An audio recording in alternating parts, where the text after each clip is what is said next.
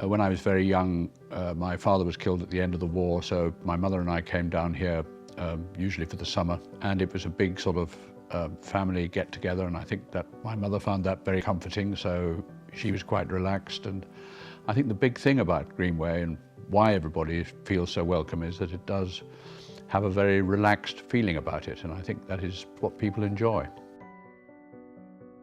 My grandmother and I used to walk down to the boathouse and watch all the boats come by in the afternoon. I think there is one paddle steamer left now, so if you're lucky, if you come here now, you might see the same paddle steamer that I saw 50 or 60 years ago. There were all sorts of other pleasure boats that came from Brixham and Torquay. They were called Western Lady and Killoran and Pride of Paynton. You can see what an impression they made on me. I can still remember the names. Then we walked up again and had Devonshire cream tea, probably in the room we're sitting in now.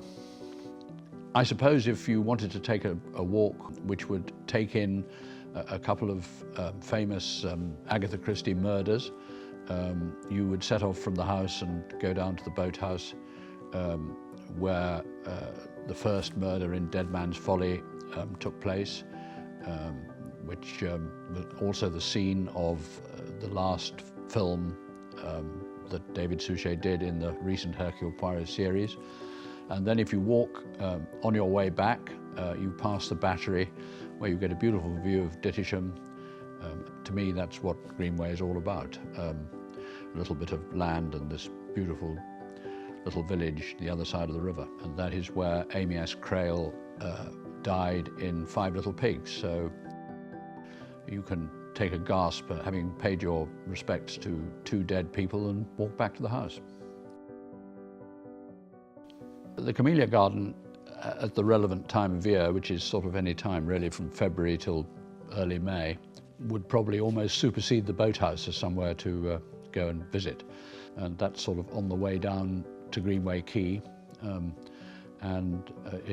It's a spectacular place to see a very pretty flower.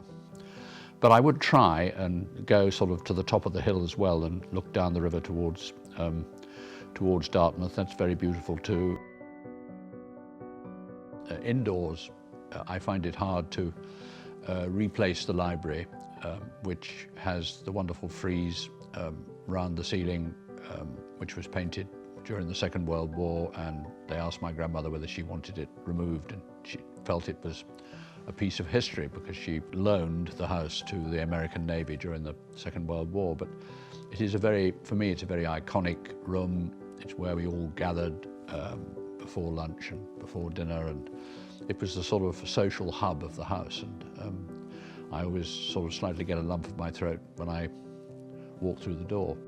I don't think the National Trust has changed the property at all, really, apart from building a visitor centre where people can check in and things like, I mean, obvious things which any public visiting site has to do. But I mean, I think the beauty of the National Trust, and I suppose one of the reasons we chose the National Trust when we decided that we'd like the public to have access to it, is that the National Trust don't change places.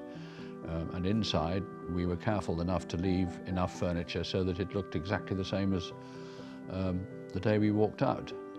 I don't think the emphasis should be on change. It should be recreating a wonderful family house which in the 50s to the 90s was in its prime.